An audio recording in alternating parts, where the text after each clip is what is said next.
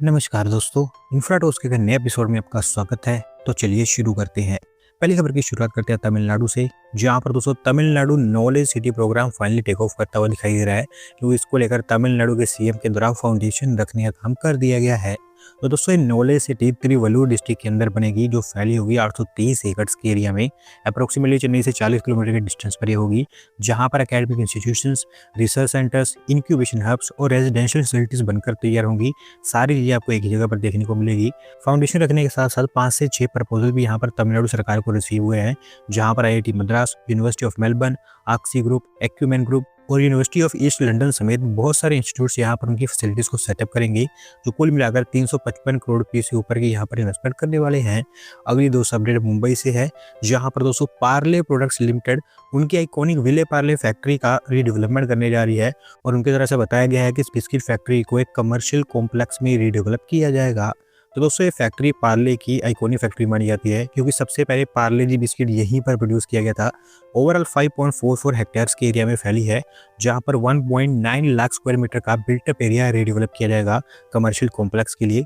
4 के आसपास बिल्डिंग्स यहाँ पर बनेंगी, जहां पर हर एक बिल्डिंग में 2 बेसमेंट लेवल्स होंगे, जबकि पहली 3 बिल्डिंग में 6 फ्लोर्स होंगे, और मेनली इन बिल्डिंग्स को रिटेल, रेस्टोरेंट और ऑफिस के लिए यूज किया जाएगा। अगली दोस्तों अपडेट तेलंगाना से है, जहां पर ममनूर एयरपोर्ट का रिवाइवल तेलंगाना सरकार ने स्टार्ट कर दिया है, क्योंकि इसके रिवाइवल को लेकर 300 एकर्स ऑफ लैंड जो भी चाहिए थी, वो एयरपोर्ट अथॉरिटी ऑफ इंडिया को हैंडओवर कर दी गई है। दोस्तों ममनूर एयरपोर्ट को वरंगल एयरपोर्ट भी कहा जाता है, और मैं आपको बता दूं कि 1981 तक ये ऑपरेशनल हुआ करता था, लेकिन उसके बाद इसे बंद कर दिया गया। पर अब दोबारा से कोशिश की जा रही है कि इसको ओपन किया जाए। उड़ान स्कीम के अंतर्गत भी इसको इंक्लूड कर लिया गया है, जहाँ पर 2500 मीटर लंबा एक नया रनवे, एक कंट्रोल टावर, फायर और सेफ्टी फैसिलिटीज और कुछ जो रिक्वायर्ड इंफ्रास्ट्रक्चर होता है वो यहाँ पर बनकर तैयार होगा। कुल मिलाकर 950 एकर्स ऑफ लैंड यहाँ पर चाहिए थी, जिसमें से 696 एकर्स ऑफ लैंड तो पहले ही अवेलेबल है, जो सरकारी लैंड ही है। बाकी 300 एकर्स ऑफ एडिशनल लैंड यहाँ पर एक्वायर करने की जरूरत थी, और क्योंकि ये काम तेलंगाना सरकार का था, तो अभी उन्होंने इसको एक्वायर करके एयरपोर्ट अथॉरिटी ऑफ इंडिया को हैंड ओवर कर दिया है, जो अब यहाँ पर कंस्ट्रक्शन का काम स्टार्ट कर सकती है। अगली दोस्तों अपडेट हमारी रेलवेज की तरफ से है, जहां पर दोस्तों एक सिंगल दिन के अंदर अंदर ही रेलवेज ने 472.3 किलोमीटर के रेल सेक्शन पर कवच सिस्टम डिप्लॉय कर दिया है, और इसके चलते ओवरऑल कवच की कवरेज 1300 किलोमीटर को क्रॉस कर चुकी है। दोस्तों वैसे मैं बता दूं कि ये कवच सिस्टम काफी लंबे समय से यहाँ पर डिप्लॉय किया जा रहा था, काम इसके ऊपर लगातार जारी रहा है, और अभी क्योंकि सारा कुछ यहाँ पर कंप्लीट हो गया था, तो इसको पूरी तरह से डिप्लॉय भी कर दिया गया है। अगर थोड़ा सा मैं आपको डिटेल में बताऊं, तो वेस्टर्न रेलवे की विरार वडोदरा स्ट्रेच, जो कि अराउंड 344 किलोमीटर की है, उसको कम्प्लीटली कवच सिस्टम से कवर कर दिया गया है। इसके साथ साथ नदन रेलवे का तुगलकाबाद पलवल सेक्शन, जो कि अराउंड 35 किलोमीटर का है, इस पर भी कवच लगाया गया है।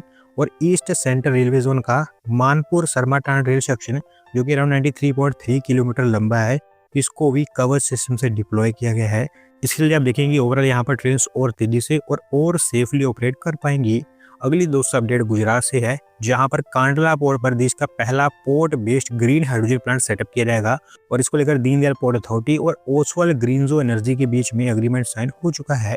दोस्तों बेसिकली यहाँ पर इस ग्रीन हाइड्रोजन प्लांट को लेकर टेंडरिंग का काम किया गया था, जहां पर इस कंपनी को लोएस्ट बिडर दिखाया गया है। फर्स्ट इस काइंड प्रोजेक्ट होगा ये हमारे देश के अंदर, और बताया गया है कि इनिशियली 5 मेगावाट की इसकी कैपेसिटी होगी।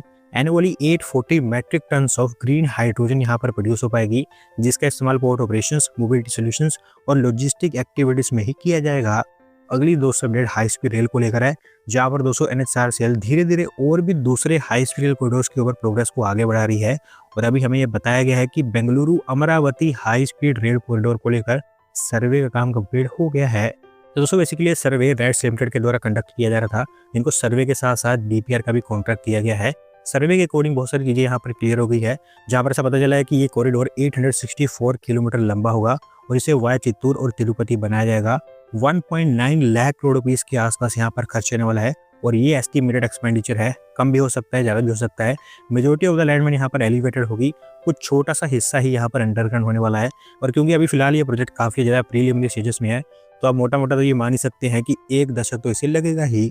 अगली दोस्तों अपडेट फिर से मुंबई से ही है, जहां पर वर्सोवा भयंदर कोस्टल रोड का फुल स्केल कंस्ट्रक्शन अभी स्टार्ट हो चुका है, क्योंकि बृहन मुंबई म्युनिसिपल कॉर्पोरेशन को महाराष्ट्र मैनग्रोव सेल की तरफ से भी अप्रूवल मिल चुकी है। तो दोस्तों एक कोस्टल रोड 26.3 किलोमीटर लंबा होगा, जो मलाड, कांदीवली, बोरीवली और दहिसर जैसे एरिया से पास होने वाला है। एलिवेटेड रोड्स, ब्रिजेस और एटलीस्ट 2 टनल्स यहाँ पर बनने वाली हैं इस प्रोजेक्ट के अंतर्गत। और क्योंकि इसके कंस्ट्रक्शन के लिए 45,000 से ज़्यादा मैनग्रोव ट्रीज को काटा जाना था, तो इसी के चलते बॉम्बे हाई कोर्ट और महाराष्ट्र मैनग्रोव सेल की अप्रूवल चाहिए थी। हाई कोर्ट की अप्रूवल पिछले 1-2 हफ्ते पहले ही आ गई थी और अब मैनग्रोव सेल की अप्रूवल भी आ चुकी है, जिसके चलते इसका फुल स्केल कंस्ट्रक्शन स्टार्ट हो पाया है।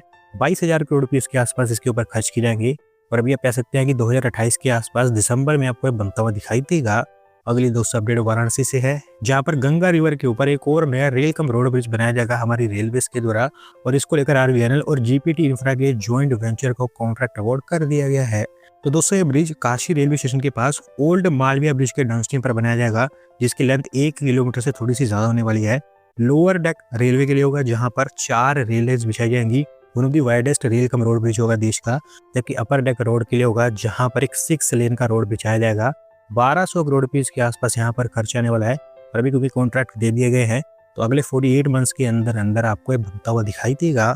अगली दोस्तों अपडेट आंध्र प्रदेश से है, जहां पर दोस्तों न्यू इंडिया एश्योरेंस कंपनी उनका एक रीजनल ऑफिस सेटअप करेगी अमरावती कैपिटल सिटी के अंदर, और इसको लेकर proposal Andhra Pradesh capital region development authority के पास में पहुंचा दिया गया है।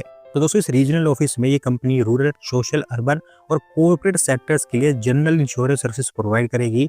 AI based innovative insurance products भी यहाँ पर बनाए जाएंगे और कुल मिलाकर से बताया गया है कि 100 करोड़ रुपीस की इन्वेस्टमेंट की जाएगी इस ऑफिस के ऊपर, जिसके चलते 200 से 225 जॉब्स भी यहाँ पर जनरेट होंगी।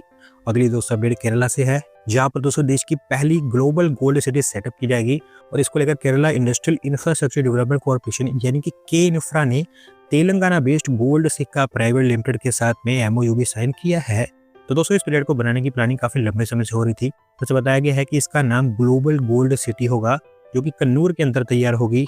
1000 एकर्स के एरिया में फैली होगी, जहां पर गोल्ड की रिफाइनिंग, वोल्टिंग, लॉजिस्टिक, ट्रेडिंग, मैन्युफैक्चरिंग, इस तरह का सारा काम जो कि गोल्ड से रिलेटेड है वो आपको यहीं पर होता हुआ दिखाई देगा एक सिंगल प्लेस पर।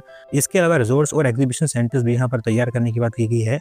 अगले 3 सालों में इसके पहले फेज का कंप्लीशन टारगेट किया जा रहा है, जिससे कि एनुअली 40 से 60 बिलियन डॉलर की रेवेन्यू और टर्नओवर यहाँ पर जनरेट हो पाएगी। साथ साथ 1 लाख से ज्यादा डायरेक्ट जॉब भी यहाँ पर जनरेट होंगी।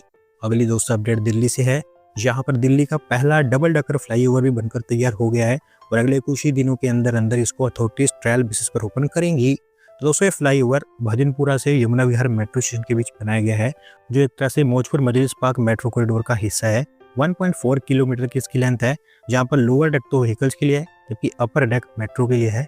अभी फिलहाल एक रैंप यहाँ पर बनाया जा रहा है जो अंडर कंस्ट्रक्शन है, और उसी के चलते अभी इसको सिर्फ ट्रायल बेसिस पर ही ओपन किया जाएगा।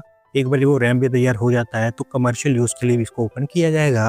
आज के दोस्तों आखिरी अपडेट बिहार से है, जहां पर दोस्तों बिहार की कैपिटल सिटी पटना के अंदर मोइनुल हक स्टेडियम में एक नया इंटरनेशनल स्टैंडर्ड का क्रिकेट कॉम्प्लेक्स तैयार किया जाएगा, और इसको लेकर बिहार क्रिकेट एसोसिएशन और Shivansh infrastructure development private limited, जिन्होंने यहाँ पर कॉन्ट्रैक्ट जीता है, उनके बीच भी एग्रीमेंट साइन हुआ है। तो दोस्तों मोइनुल हक स्टेडियम का रीडेवलपमेंट बिहार सरकार काफी लंबे समय से प्लान कर रही थी। अब फाइनली इसको लेकर कुछ काम आगे बढ़ता हुआ दिखाई दे रहा है। ये क्रिकेट कॉम्प्लेक्स भी उसी का ही हिस्सा है, जो फैला होगा 30 एकड़ के एरिया में। 40,000 स्पेक्टेटर्स की सीटिंग कैपेसिटी यहाँ पर तैयार होगी।